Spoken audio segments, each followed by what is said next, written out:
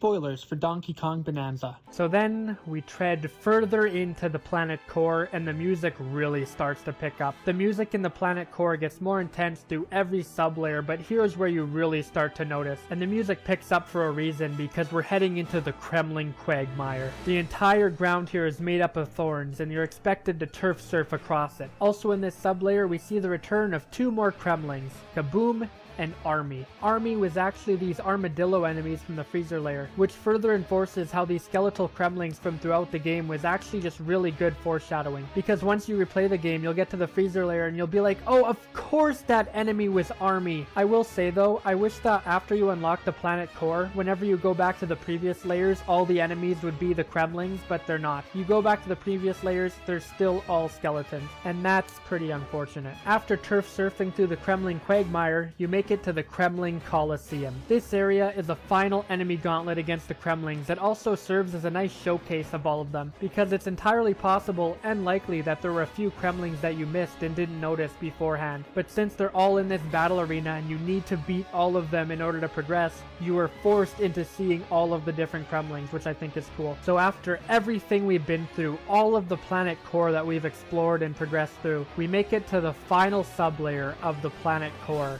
Climactic Cliff.